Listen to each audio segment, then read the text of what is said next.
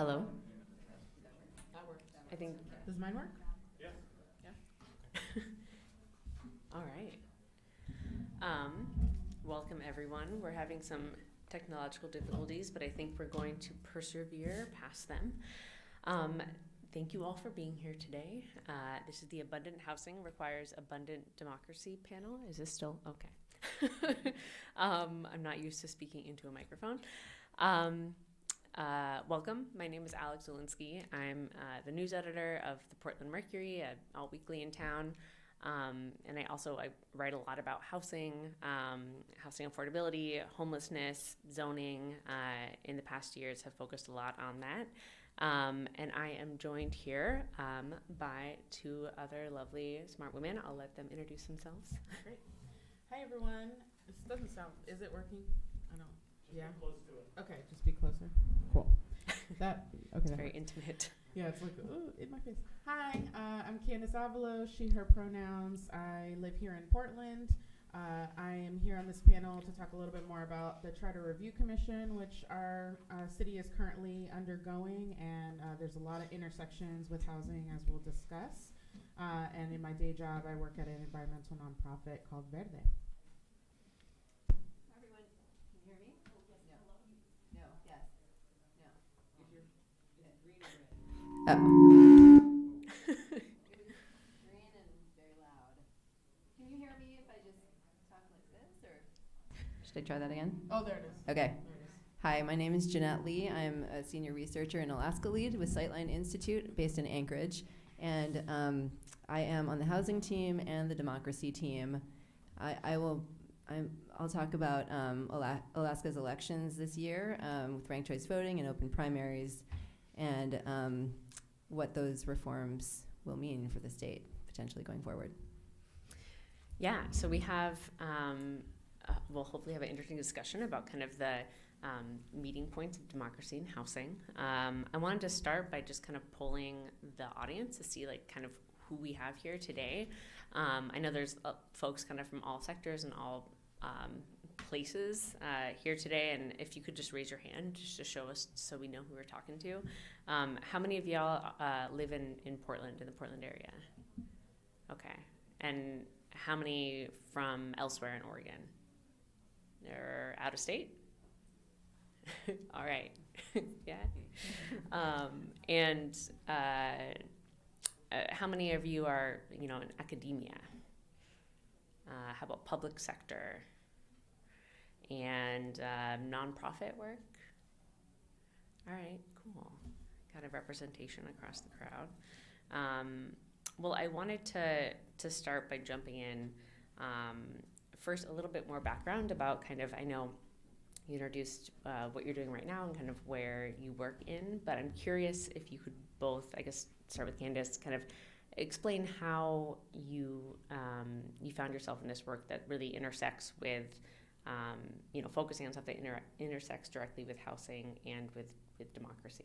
Mm-hmm. Great. So I'll start with saying that, from a young age, I got really involved in my schools through student government. And that was where I learned more about just the general concept of democracy, but also of leadership and just public service. And that traveled through my life to my job when I worked here at Portland State, working with those same kinds of leaders. So I've always been really interested in the concept of democracy, especially as the daughter of immigrants. And my family, came to this country in the 70s and fleeing lots of turmoil in Guatemala. And they took us being in America and getting our education and being contributing members of society really seriously. So I took that really seriously. So that is kind of the grounding foundation, I think, for that. At a very young age, my mom was taking me to the polls. I'm from Virginia originally, so you actually vote in person there, which I'm glad I don't have to do anymore. And handing out, pamphlets about what was on the ballot and just being really in the know about what was happening. Of course, at 7, it's not like I really knew what was going on, but I understood that there was something happening that, one day I was going to be a part of by being an active citizen and voting. My mom and my grandparents became citizens in the 80s, and they've never missed a vote. So that was a really just foundational part of my upbringing. And I think that traveled into my work here in Portland, not only by helping students understand that and get connected to city politics and state politics, but that really helped me kind of get more involved on that front. And I said a little bit in my opening remarks yesterday that I feel like I kind of stumbled into the housing realm. It was something that I understood from afar, but really diving into the way that it was affecting me personally, especially as someone with crushing student debt. My rent keeps going up. My rent just went up again. And it's like, really, y'all? So it's all of that. I think so much of it feels personal. So I think that's really what draws me into it. And I've now been surrounded by people where I can connect the dots to the actual policy work, the advocacy organizing work. That's kind of how I ended up here. And Jeannette, you have a background in journalism. We talked about a little bit before this. How did kind of that lead you to start focusing specifically on kind of housing and democracy in Anchorage?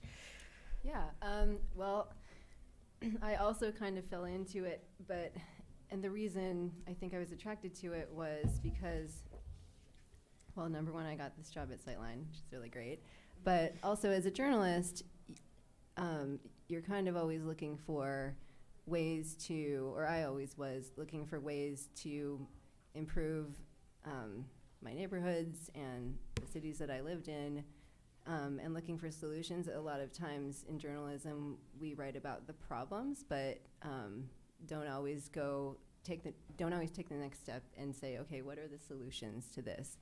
And so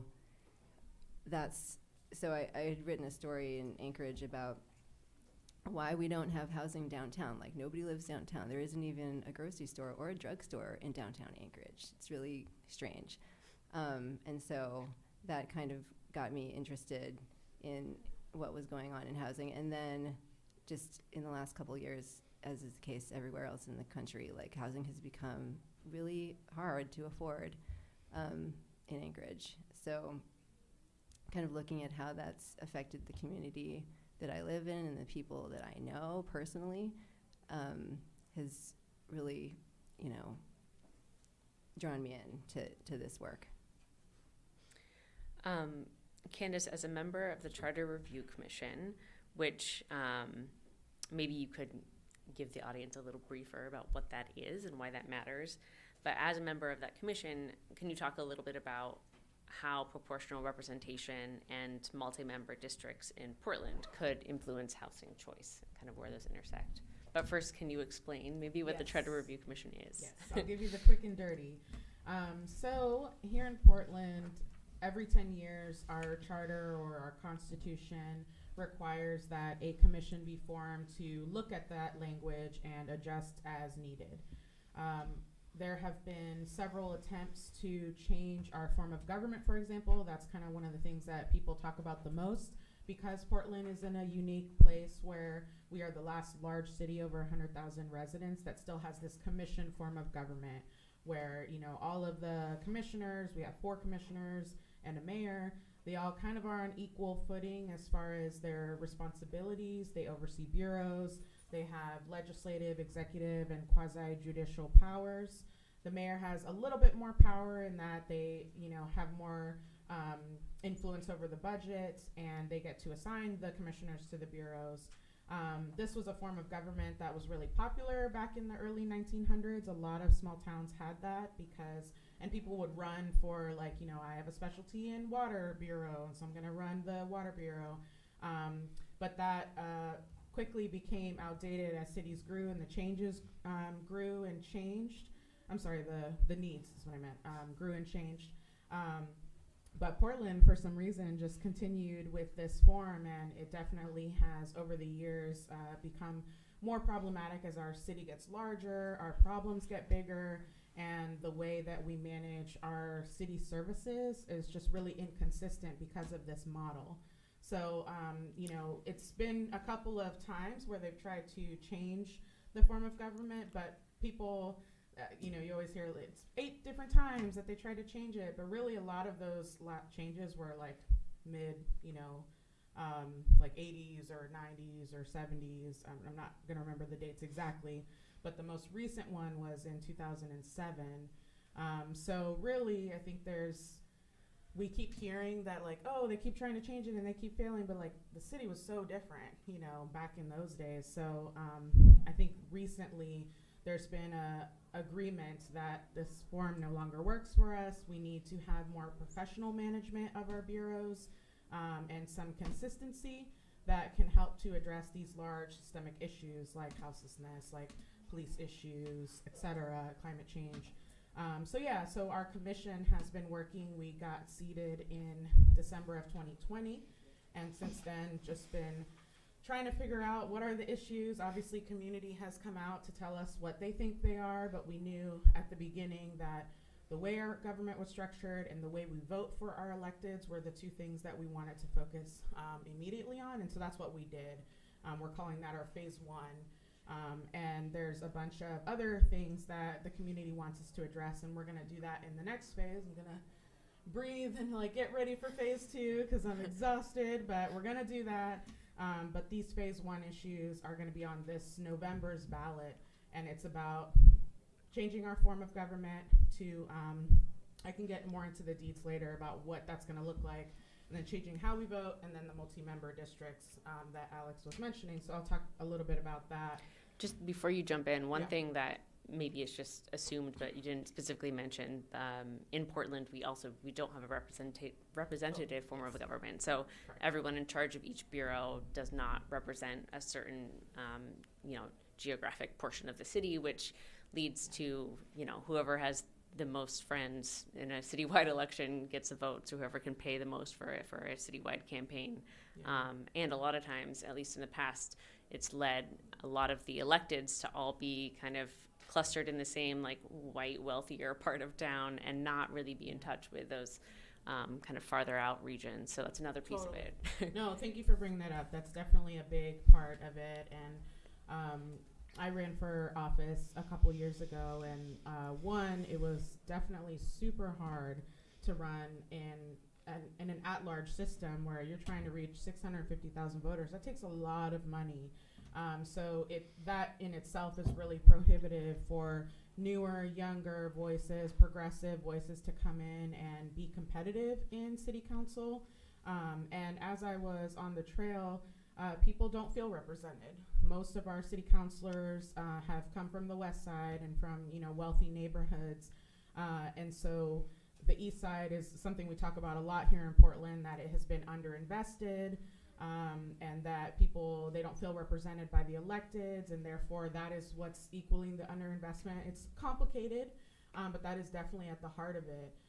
So what we're trying to do, and what has been tricky about districts, is that there can be some negative sides to having single member districts. There are some cities that have really small districts and an alderman system where you have 50 different people representing the council. Other cities that have more, let's say in the range of 10 to 20 districts. And so we really grappled with that because while, yes, having somebody that represents your area geographically, of course, naturally that makes sense to you that, well, they represent me and they know what my neighborhood is like because they have to live in my neighborhood, which is true. However, it could also invite a lot of this is my slice kind of politics, and you're not going to do what you want to do in my slice. You're not going to bring homeless shelters into this part. You're not going to add new housing into this part. So that was a really important thing that we wanted to tackle. And in doing our research, there's a commissioner on the Charter Commission, Robin Yee, who is very much the expert on this. But really this multi-member district model. And so what we're proposing is to have 4 districts. So they're going to be large. and there's going to be 3 representatives for each. So by doing that, and we're going to have ranked choice voting. So by doing all of that, we're hoping that, one, people are going to get what they really want, which is representation. Yes, it's a large part, but also by having more than one member represent your area, it speaks to the fact that no one person can truly, represent everybody. So you have a lot of options. There has been discussion of like, well, who am I going to go to? If there's 3 different people, how will I know who my person is? And I'm like, your person is the person you vote for, really.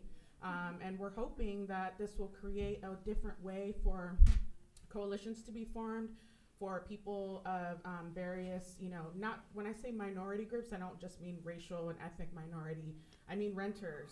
I mean people that have other special interests that can unite and get their person elected, because the threshold is going to be a lot smaller.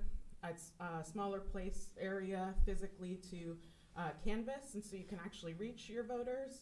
And with ranked choice proportional voting, the threshold to actually win is a lot less. And so, rich people are always going to get their person, right? Like they're always going to have their person, but now we can get our people, right? So that's the hope in structuring it that way. While it is not necessarily as common across the United States, it actually is really common worldwide. So we're trying to, people are like, oh, this is too new and it's, too scary. And it's like, well, just because the United States hasn't really embraced that fully doesn't mean that it's new. And so we're trying to encourage people to think a little bit outside of the box. But that is the intent by doing it that way.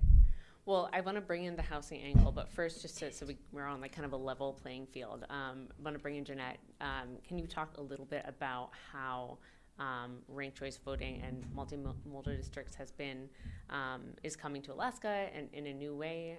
It seems like this is a big year for that in elections. Yeah, so the midterms in Alaska will involve us as Alaskans using a totally new electoral system. The primaries are going to be open primaries instead of closed party primaries. So I don't know if you may have read that Sarah Palin is running for U.S. House for the special election. That's just a 5-month seat, so don't worry. Or that's just for 5 months. She could run again for the actual full term. Anyway, so we have the open primary, and there have been studies showing that open primaries leads to more diverse candidates, and that is certainly proven to be true in Alaska. We have 48 candidates. We have Sarah Palin, we have Santa Claus, we have the gardening columnist from the Anchorage Daily News, yes. As well as other candidates who are probably more viable within Alaska who we kind of know, but who does not have the national celebrity that what Sarah party Palin is Santa Claus or Santa Claus associated with? He's a Bernie Sanders fan. Oh, okay. He's like social Democrat all the way. Yeah, makes sense. Yeah. The people need to know. Yeah, and great name recognition. And as one of his competing candidates said, he said, how do you run against Santa Claus? You don't want to be on the naughty list, A lot of jokes there. Yeah, so that's the open primary piece, and then in the general election we'll do ranked choice voting, and so that's if you haven't not heard of that, it's instead of just picking one candidate, you rank them 1, 2, 3, 4, and I actually had a video. If I had my, I could show you how the votes are tallied. And that's what happened in New York. Yeah, City. same as in New York. Yeah. Santa Fe, 23 cities in Utah use ranked choice voting. Maine is the only other state to use it in statewide elections. Alaska was the second to adopt ranked choice voting.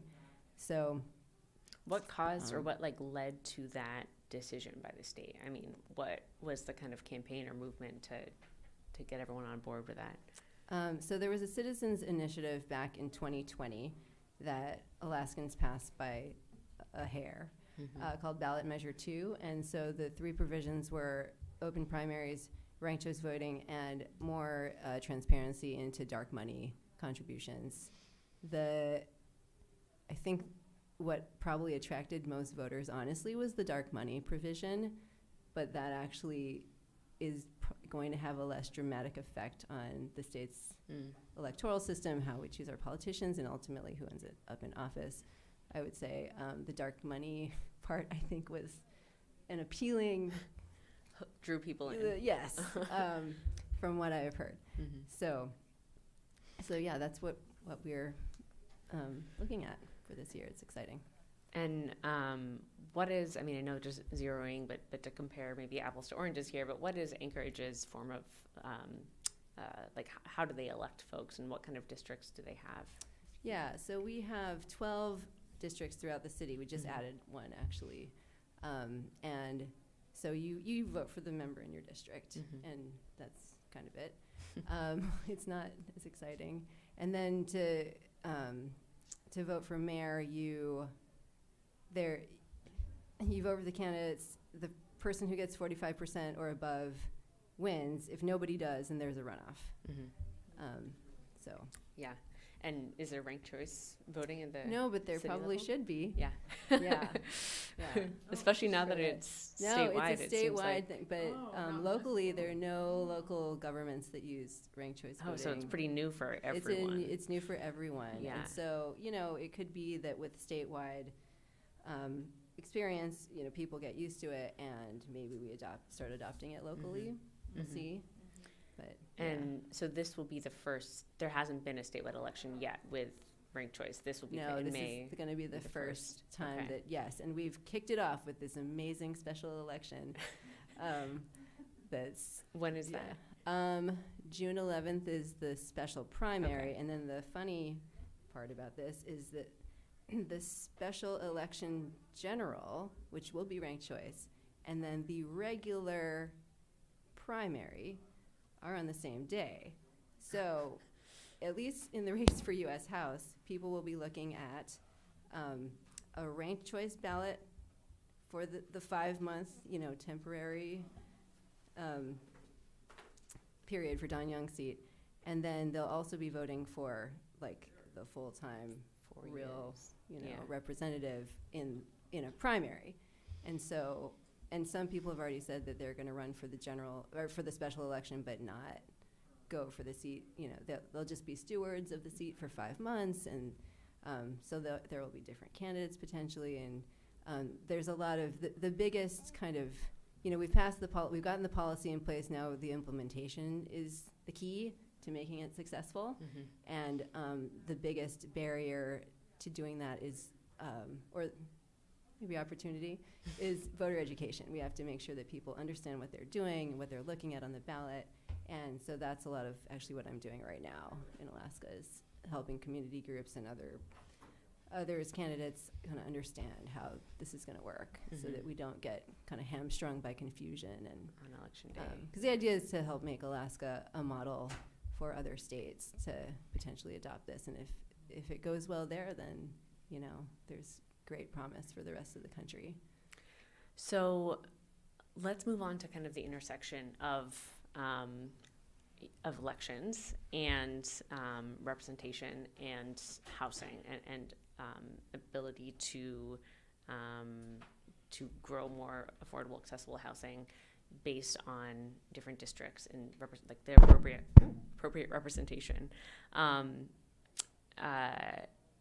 I guess, is that something that's come up in charter review kind of conversations, or is that something that will be something that's kind of like a trickle-down effect, that once you make a decision, once we vote on something, we'll probably see influence in some way by the housing policies that are introduced? How do you see those two things kind of intersecting? Because I think it's not an obvious first thing to think of when you're deciding about it. Yeah, I mean, I think that right now the charter is not necessarily approaching the districts and the multi-member and ranked choice from a housing lens per se, more so from a representation lens. Of course, they're connected, but that's not the framing I think that we're using. And honestly, being in Portland, Neighbors Welcome has been really helpful for me to just chat with colleagues and make sure I was bringing back to the charter some of those connections, so that we could avoid what we don't want, which is to encourage more NIMBYism by having districts. Because I know I had talked with some advocates who were like, really, if we're going to have single member districts, or if that's like where the Charter Commission is headed, then we should just keep it at large and just add proportional representation voting instead. That would actually have a better effect on housing policy in general from our perspective, at least in Portland Neighbors Welcome. So I think that it is an opportunity for just more voices, frankly, to come into City Hall, because part of it is that many of the folks that are eligible or able to get on City Council are already coming from wealthy neighborhoods. They're influenced by those neighborhoods, and as we know, that is often damaging for policies that are going to make housing affordable, that are going to make housing more accessible to a renter population, to low-income folks. And so that is the way it kind of connects back, even if it's not a linear connection. And especially having more representation from East Portland, as we're kind of at a phase right now. I mean, I hear it in City Council. We always hear like, oh, East Portland, we want to support East Portland. East it's like, of 82nd. How are you doing that? So I think this will actually give a little bit more, I don't know, maybe gusto to help encourage those conversations to be more than just talking points, because people are going to be coming from those neighborhoods and will be able to understand that. Right. It won't just be people coming, electeds in the West Hills coming out to East Portland maybe once or twice a year to gather some perspectives and anecdotes to bring to City Council. Absolutely. Yeah, that makes sense. Is that pretty similar in what you're hearing in conversations around, I guess, at the state level when it comes to representation? Is it just a pathway to get different folks in positions of power who can bring in like renter perspectives or different housing kind of policy lenses? Yeah, I guess the short answer is yes. It's obviously a different mechanism for doing that. But what open primaries and ranked choice voting do is kind of lower the barrier for getting on the ballot. So, as we've seen with the open primary, 48 candidates, many of whom would not have made it through the closed primary at all. But now all they have to do is pay the filing fee, and then they can get on the ballot.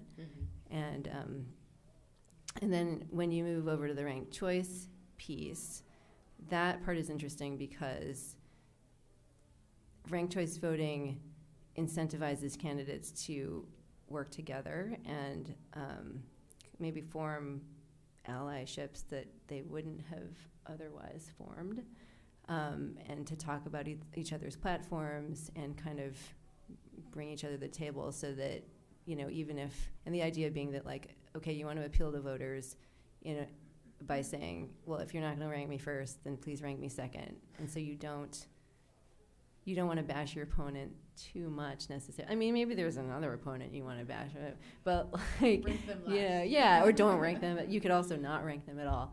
But there's just a lot more room for that kind of dialogue, and bringing, like, if you know that, okay, maybe Santa Claus with his social democratic platform, like, he's going to bring in some number of people, right? And maybe he'll get 5% of it.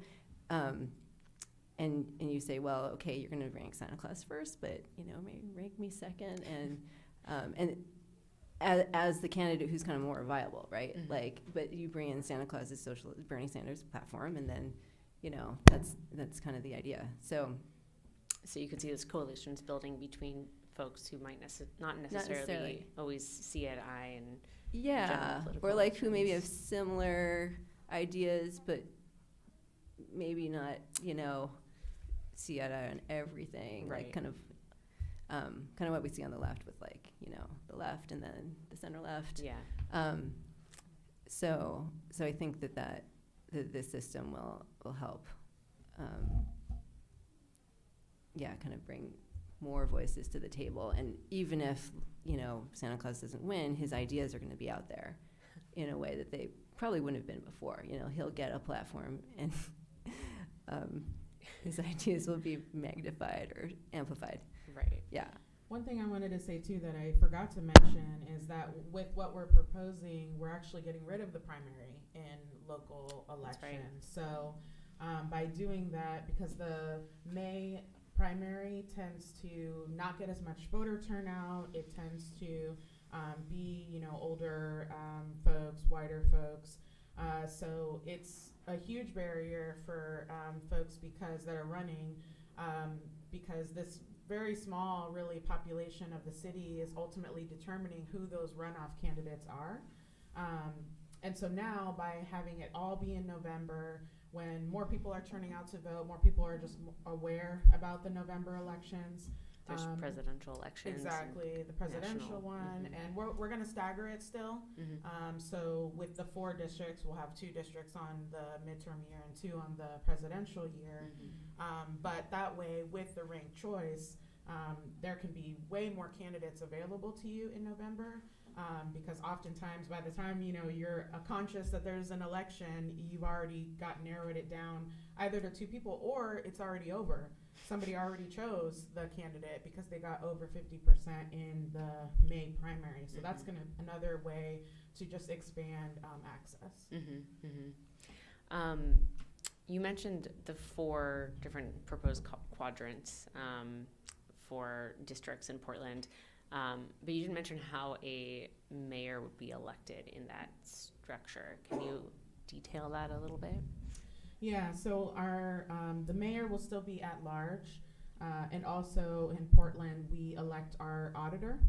And so with our current staggered elections, you have 2 of the commissioners and the auditor on the midterm year, the other 2 and the mayor on the presidential year. So it'll be similar, where we'll have 2 and 2 districts. So that'll be 6 candidates plus the mayor or the auditor. And those will both still be citywide. Yes, at large. Yeah, those will be at large. Yeah. Yeah. No auditors for each district yet. Lord, no. That would be terrible. Don't even speak it into existence.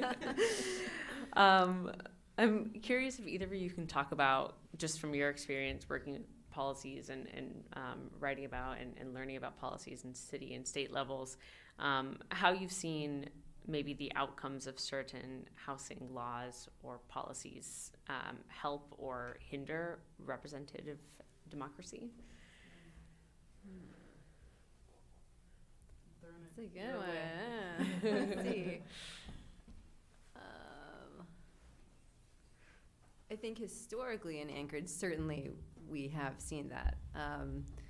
There are 2 communities, Fairview and Mountain View, that historically only Alaska Native and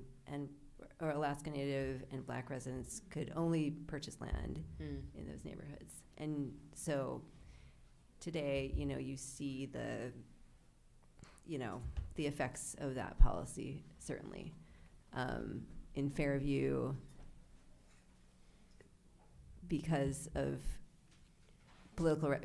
because residents were not able to represent themselves politically as effectively as other neighborhoods, the city decided to build a giant highway through Fairview, like we've been talking about that this whole conference. They put the dump there for a while. It's no longer there, but the landfill was there for a while, and then they turned it into a municipal airport. So, you have these very loud planes now flying over Fairview. And then in Mountain View, has been kind of historically, similarly neglected. There's a big highway that kind of cuts through there as well, and it's more low income, and in terms of representation, it's it's kind of the story that we hear in cities all over. And so yes, we definitely have that in Anchorage, unfortunately. Do those districts have good advocates representing them in City Hall there? I think they do on the assembly, yes, and actually on the state level as well. So, we actually just had our municipal elections in last week, and so we have a very conservative mayor, Mayor Dave Bronson, but our assembly is very progressive, interestingly, and they retained veto power over the mayor, so that's fun. gonna come in handy. not that I, yeah.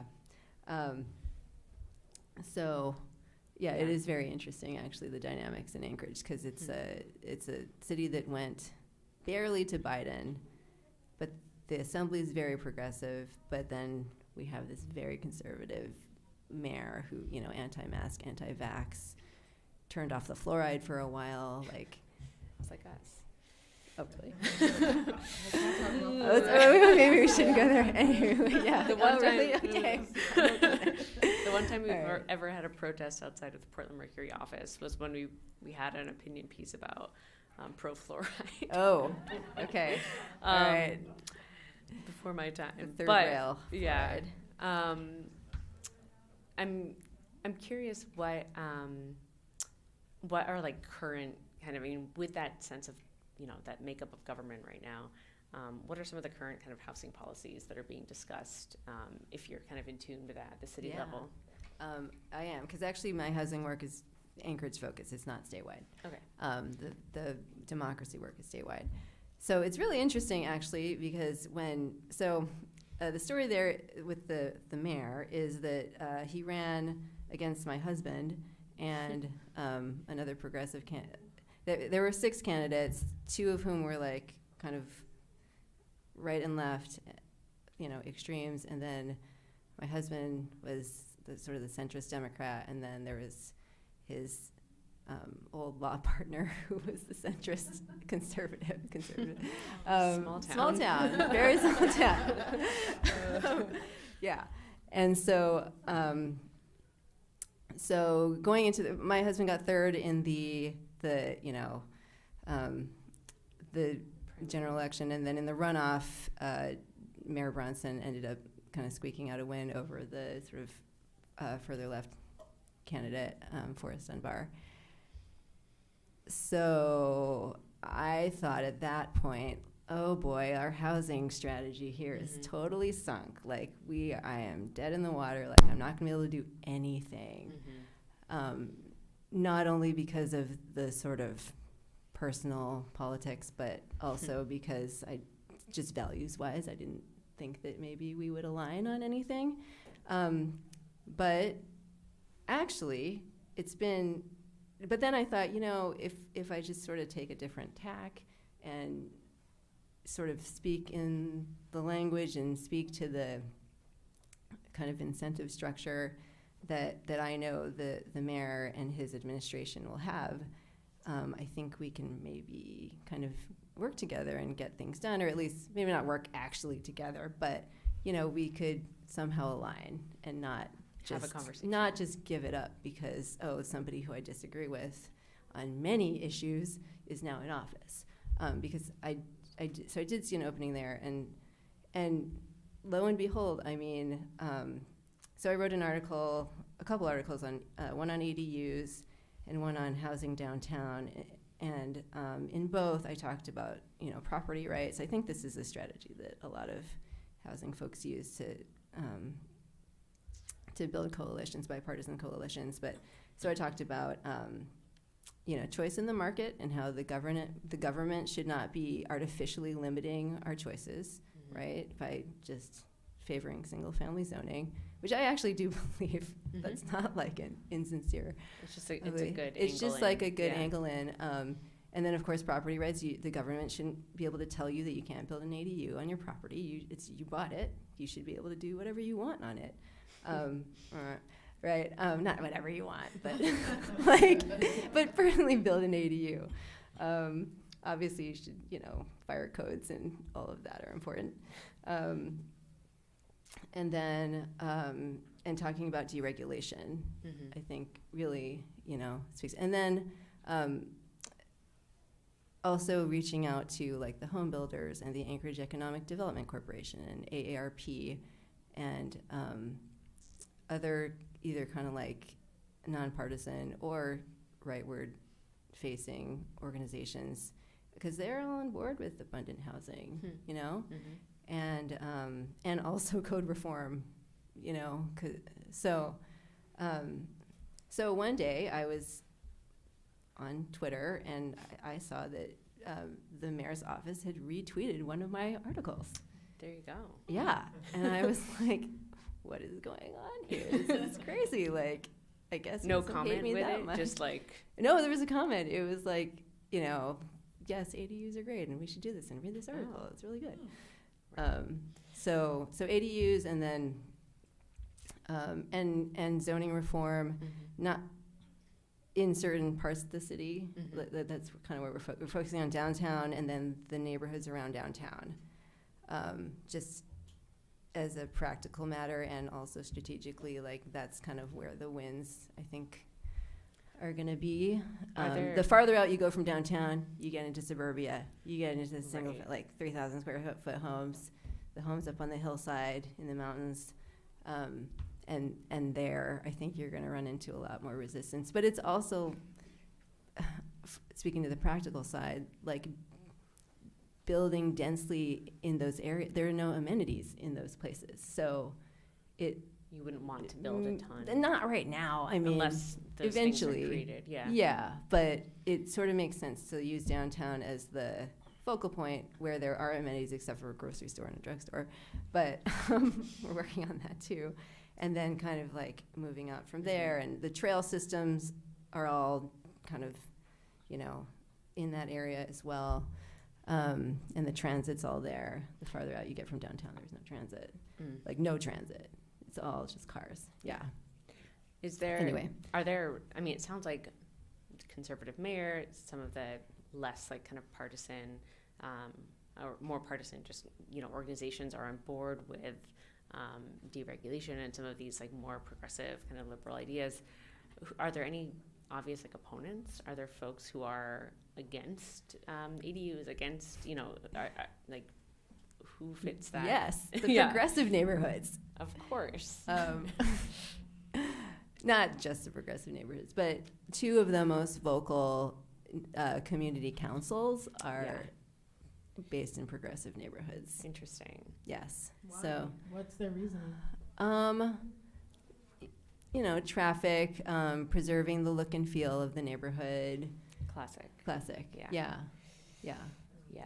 Stop demolishing. Yeah, and I don't know that the conversation has. I don't know that those folks understand that how much they're maybe betraying their values, and that's something actually that I would like to work on too. Is kind of making people more aware of how maybe there's a bit of hypocrisy and. Right. A lot of it is in the progressive communities. Yeah. Where we're seeing pushback. Yeah. Kind of on the initial question that I had for Jeannette, I'm curious, Candace, if there's any local housing policy outcomes that you can speak to that you've seen hurt or help democracy in any, even just small way. I think what's unique about Portland is the strength of the neighborhood associations because of how they're written into the charter. We have 95 neighborhoods in Portland, and the neighborhood associations receive funding from the city. And it has created this really, like, we're a really neighborhood specific kind of city. And I feel like that shows up a lot in this conversation because even though we don't have districts, those neighborhoods kind of act like that in a lot of ways, and they get kind of privileged access to City Hall too, because they get that money. Exactly, they get privileged access, and they're just organized in a different kind of way because you join your homeowners association or you're a part of your neighborhood association. There's like a strength in numbers that kind of comes in there. I know a couple years ago moved into the Hollywood neighborhood, and I went to a neighborhood association meeting once. I was definitely the youngest person there by like a solid 40 years. I'm not that young. And I just remember, because this was around, this was 2019. I was getting pretty involved in the city, and I was like, I'm going to go to my neighborhood association and see if that's a way to like be involved. And they're all very fine people, very nice people. But I definitely didn't feel like that was a space for me necessarily. And because I'm a renter, it feels hard to like be rooted in my neighborhood because it's like it's my neighborhood now, Right. you know, but if I had roots somewhere, I feel like I'd have a lot more ownership over it. So I think that's another dynamic that plays out where I know a lot of my, you know, friends and peers that they don't get involved in any neighborhood type things because they're getting pushed out of neighborhoods constantly because of rising rents, and they're just kind of bouncing from here and there. And so it's hard to be involved in that way. And so when things come up, you know, we did have a really important win, excuse me, with the residential infill project. At the time when I was running for office, that was like, that advocacy was going on. Portland Neighbors Welcome, you know, really kind of came into their own with that campaign. And I remember so many people who were like, are you for RIP? You know, because if you're for RIP, then I'm not voting for you. And I was like, what is RIP? So I had to like get, you know, educated on what that meant. But as I learned more and understood the dynamics that were at play, I was like, well, yeah, I'm for residential infill project and you should be too, and here's why. But there was definitely a lot of resistance to it. But, you know, I feel like it was really successful because we really organized really well on that campaign and got so many people to come out to City Hall.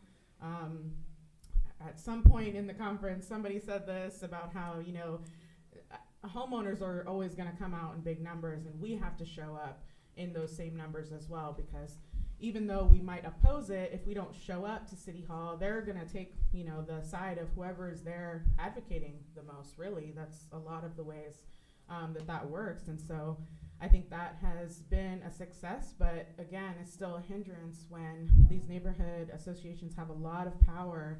And I was talking with Steph Routh, who's one of the co-mayors of UMB Town, just this morning, and apparently some news dropped about, because one of the things that it has come into question with the neighborhood associations is if they get money from the city, does that mean they're beholden to Oregon public meeting law or just public records requests? So that apparently has been a battle. I'm not like super in the know on that battle. But there was a huge scandal, if you will, a couple years ago with the Southwest Neighborhood Inc., Sweeney, where basically there's some embezzlement stuff going on and just mismanagement of money, and then they got defunded by the city. But it's kind of raising that question. I guess what the news was that a court decision came out that they had to release their information, Records. but it doesn't apply to all of the neighborhood associations, so it's super like specific. But I find that really interesting to just kind of see how that thread gets pulled on because of that power that they hold. And I'm really curious with the districts that we're proposing, how the neighborhood associations see themselves in that. I think that's to be determined, but because they have that kind of like, feels like district type power. They are the districts that exist right now. Yeah, I'm curious if there's going to be butting of heads. Like, I'm curious how those associations, because of the way that they have influence in City Hall, now they're going to have official representatives in City Hall. And I don't know how that's going to play out as far as that relationship, but yeah, it's interesting because that was kind of the heart of the issue a few years ago when there was a discussion around changing the code of Civic Life, which is kind of like the neighborhood bureau for the city. And the commissioner in charge of that bureau at the time was really trying to saw these issues, saying like, hey, there's 95 different neighborhoods, and they're all kind of led by people who have time to go to a neighborhood meeting after work, and who maybe are retired and have free time and want to get involved in their neighborhood. But they're all kind of the same maybe demographic, all 40 years older than Candace, which isn't bad at all. I love engagement at every level, but just when it came to actual diversity representation, when you're in these neighborhoods that do have a lot of power in City Hall, that can compel city commissioners to get their attention because they're being held to these standards. What role does, say someone from the immigrant community who maybe maybe went to one neighborhood meeting and definitely the only person of color in that room, or didn't totally speak the language and just didn't feel like that was their space to be in. And so that movement a couple years ago to change what representation looked like in the neighborhoods failed because it was maybe poorly communicated and maybe poorly executed a little bit. But I think there is another conversation coming up that probably will come hand in hand with charter reform. And I think maybe that conversation with neighborhoods has been delayed because we now have actual genuine representation maybe coming through districts. But it's interesting seeing the different ways that a city is trying to really prioritize representation in that way.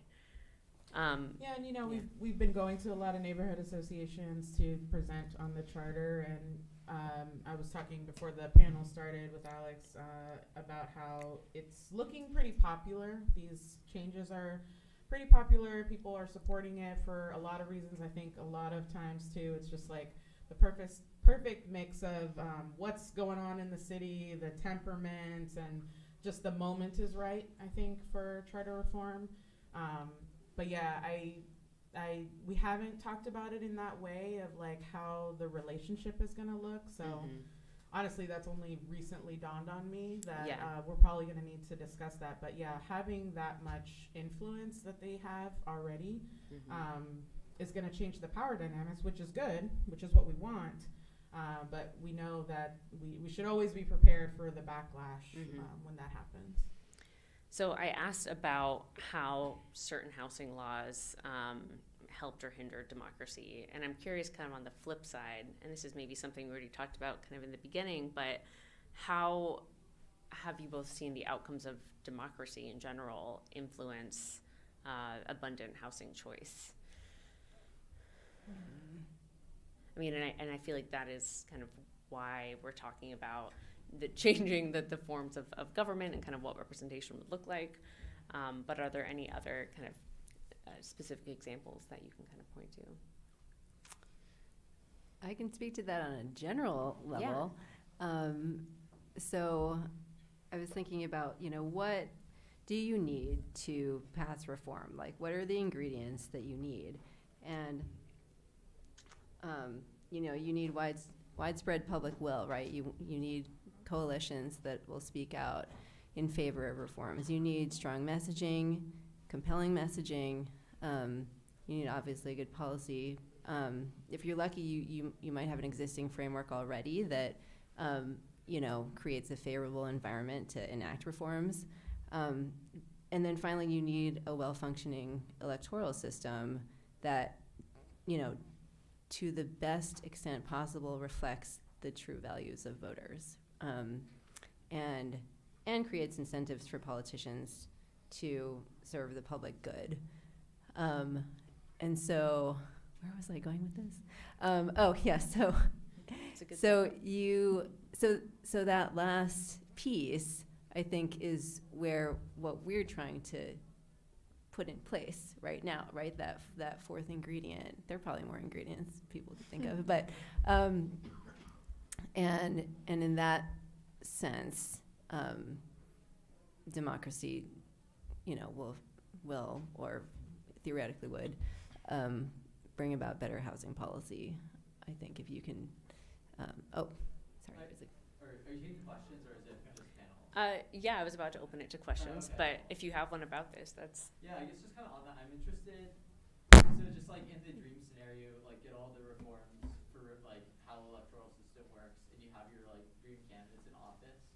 Like at that point, like I'm curious your thoughts on, I guess, the eventual wall that you'll get to when trying to make policy changes that meet people's housing needs, given that our housing system is legally based in private property ownership, primarily as a form of wealth creation, not to meet people's needs.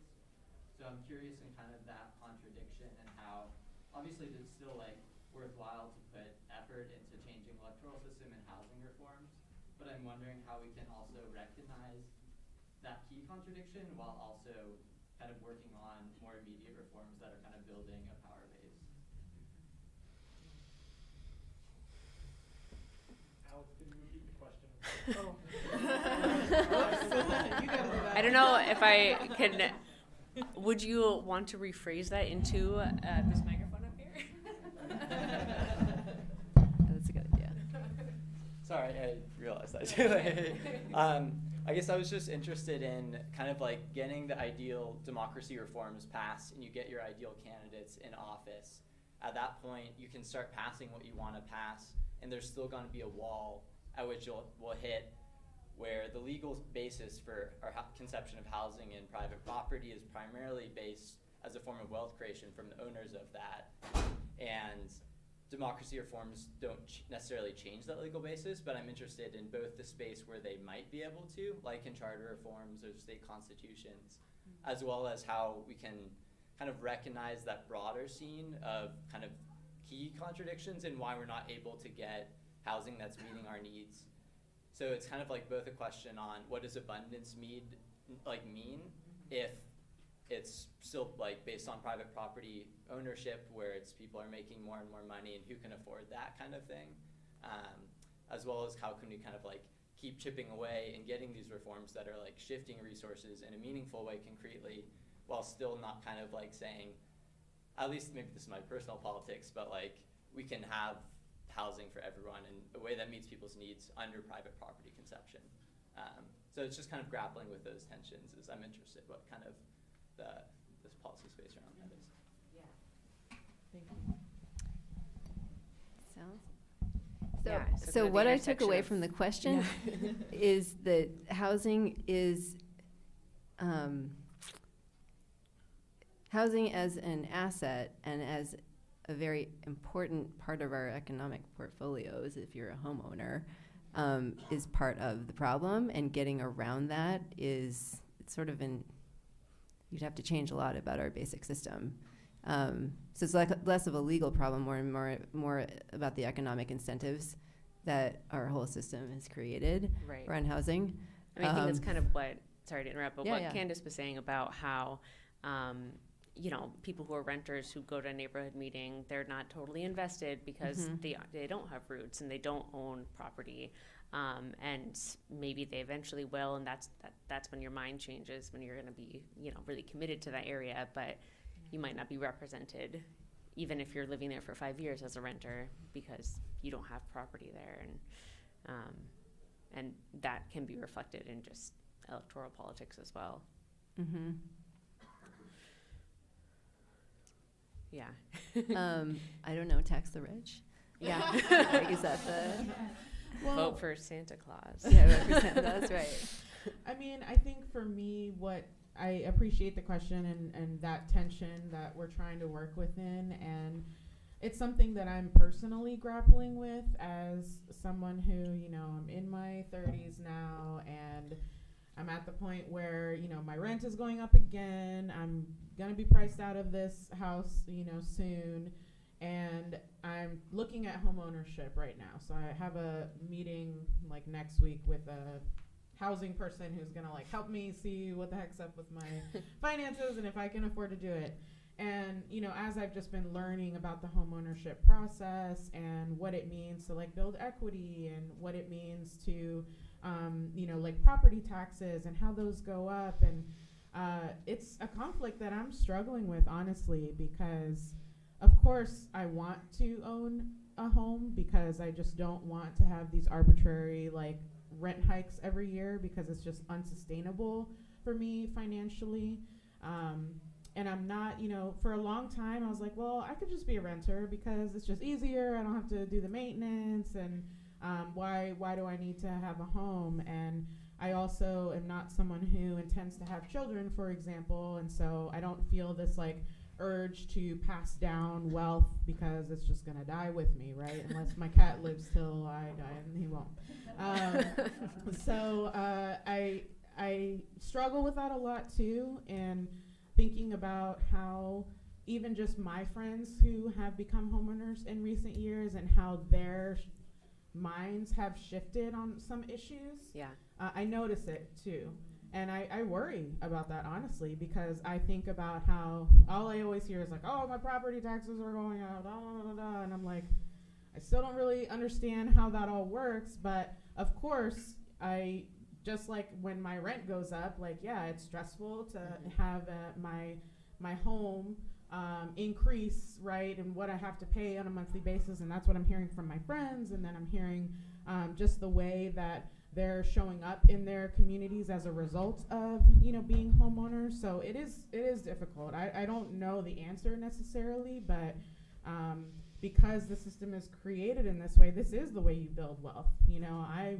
My net worth is negative God knows what, because I've got student loan debt and haven't really been able to save much, over the years. And so it's a struggle because I want that for myself.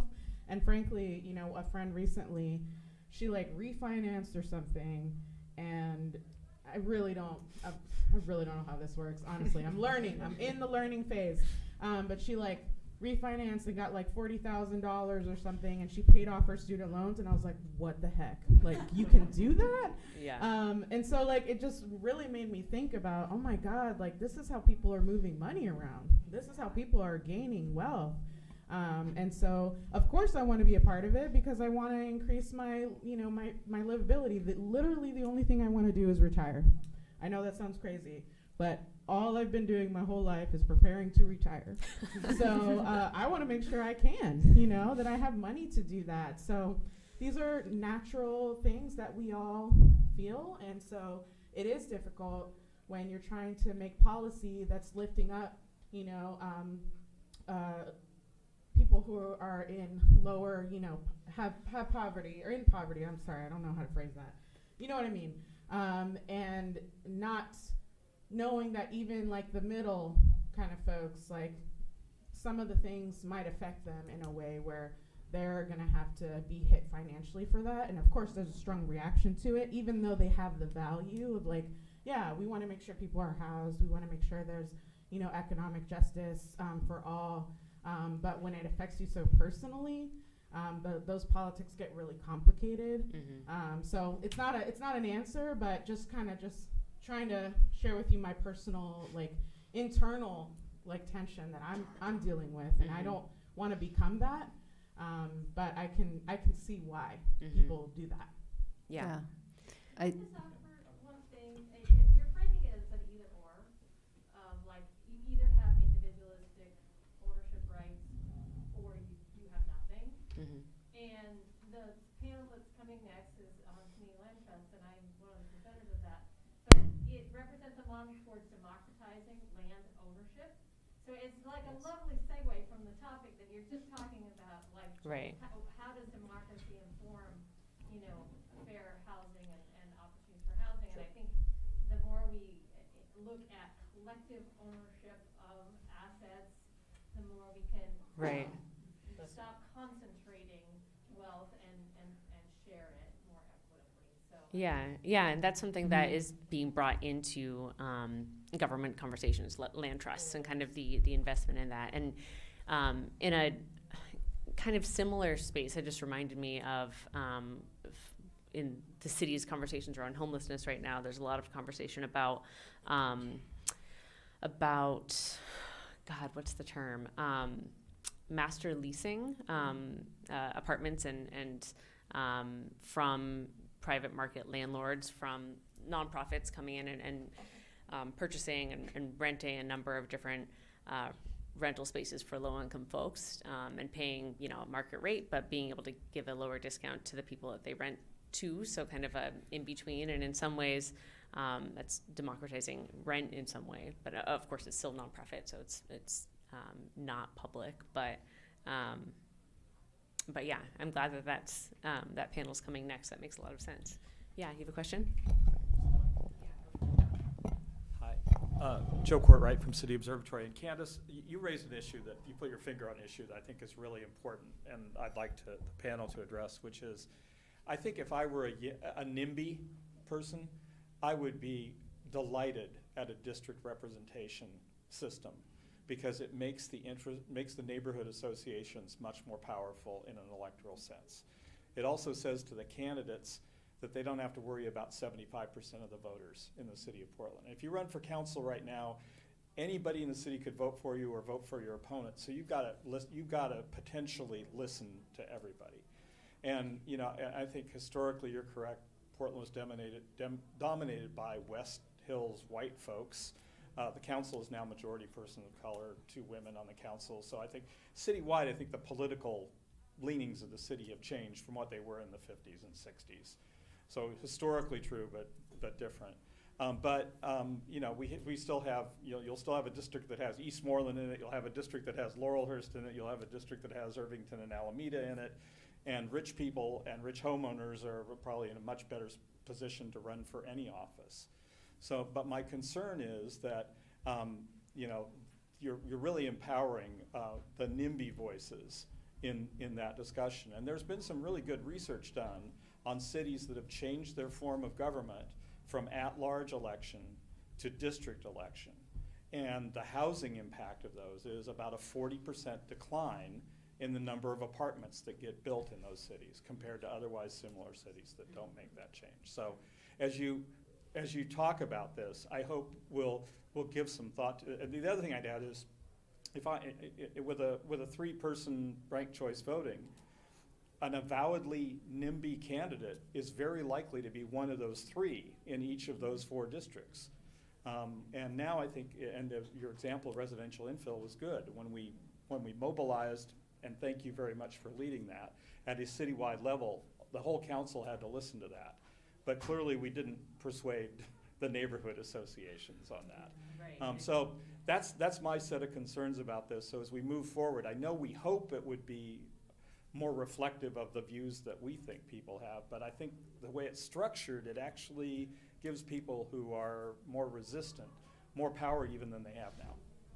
Yeah, that's a really great point. Especially, I can see the percentage of NIMBYs in a smaller district. It's going to be probably larger than citywide, and it makes it a lot easier for them to know exactly kind of who to go to raise their concerns to and bring those to the table. I mean, is that something that has come up at all in charter reform conversations about? Absolutely. Yeah. It's come up, and I appreciate that line of thought and agree that there's a lot of variables, and there's in all of this, right, you're weighing these pros and cons, right? So there's no perfect answer, of course, but a lot of what you're describing is a big reason why multi-member was important, why larger districts was important, and just frankly, when it comes to like what the voters want, like we on the charter, we're also dealing with the fact that like voters really want districts, and there's something about that, right? Like we couldn't ignore that, even if, we give all this data and we talk about the districts, and that's why we didn't choose single member, because of exactly that stat that you noted. We talked about that. But it felt like it was going to be a really big miss if we didn't offer the voters some kind of geographical representation, because that is one of the biggest things that they come to talk to us about. We've heard from thousands of people, and I know just from my personal experience, especially on the campaign trail, that was a huge issue. So we were grappling with that of like, okay, this is what people are wanting. We want to give them what they want, but make sure that we're not giving them the unintended things they don't realize that they will get with what they think they want. That sounded right in my head, but I don't know if that came out right. It's very Big Brother of you. Kind of. I mean, yeah, we were really like, okay, we want to understand where you're coming from while trying to avoid some of that NIMBYism. But yeah, I mean, the truth is that there's lots of variables. I'm not sure exactly how that's going to play out, but I do think that having more localized representation, even if it's in a big district, is going to just allow for different voices to come to the table. But it's absolutely true, and I know I had this discussion with a charter commissioner. We had 2 people leave, and so we had 2 more people, and God bless them, because they had to come in at the very last bit of it and had to vote. And we've had months and months to talk about it, and he was like, well, what if there's somebody who's cuckoo and they get elected as the 3rd person? And I'm like, have you looked at politics? Like, there's lots of people out there. Have you looked at Marjorie Taylor Greene? Like, because he's like, well, some people, they're just going to want to do it for show. I'm like, literally, they do it. Trump. So, like, you know what I mean? So it's just like, I get your point, but like, that isn't enough of a reason for me to deny renters to have a candidate, to deny people of color to have a candidate. I have a very different opinion about the fact that our city council is very representative, technically, I guess, visually. by race and ethnicity, sure. But still, the people that elected them is a particular group of people, right? The people that in our at-large system with only one choice, first past the post voting, it's still the same group of people that get to pick all 5 of the counselors right now. Whereas by having this, we could have other smaller groups of people pick their person. So I think that's the difference. Anyway. Yeah, and it seems like part of that is like what Jeannette was saying about voter education too. So like if this passes, helping those folks who don't always, elect everyone every year to know how their voice is going to matter and empower them in that way. Do you have any other questions? Yeah, go ahead. Yeah, I have a question, I guess, to the panelists. I'm just thinking about Audre Lorde and that question, like, how can we take apart the system with the tools of the master? Or, like, how do you navigate that? And I'm just thinking for somebody with lived experience in Portland and working up in Anchorage, Alaska, in the housing for houseless folks. And it was really difficult listening to this stuff here. It's like being in a room with very, very cold minds. And my heart's hurting because I listen to this.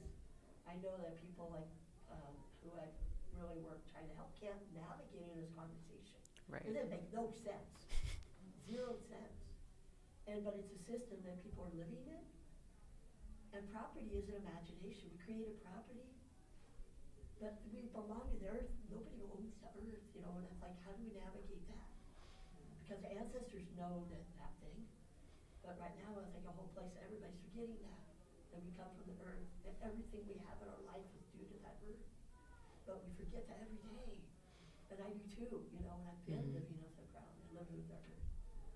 So that is a question out there. And I have a question about the neighborhoods. Did they end up installing the neighborhoods without borders here? Because I know it's people in the neighborhood office are working on that.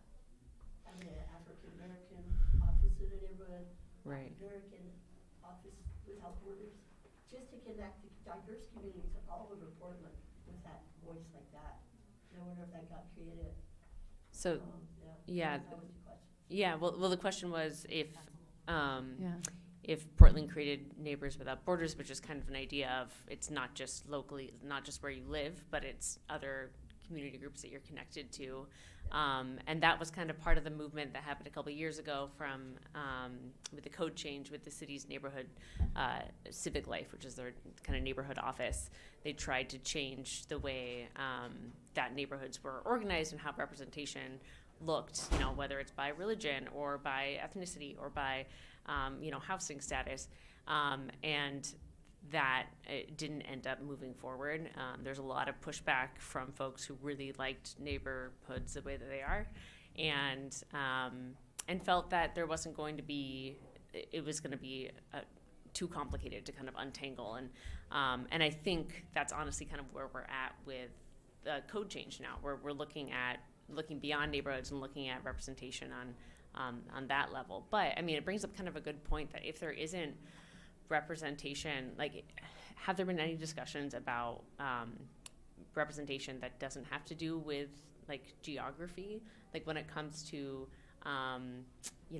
assembly or city council? Like, I know that there's obviously at-large elections, but I'm curious, as folks maybe feel less connected to their region. Obviously, it sounds like voters have come to you, Candace, and said, we want geographic sections and representation, but have you heard heard from other kind of maybe cities or other governments that use different ways of representing parts of the city? Is that something that's come up at all? It's part of the proportional voting system, which is to tackle that. Yeah. But it's not perfect. Yeah. It's Yeah. not perfect. That's just the truth. I don't know how you experience that. Yeah, well, Terry, I think I was supposed to be introduced to you at some point. I'm glad that we're meeting. We're both from Anchorage. Well, when you talk about connection to the land,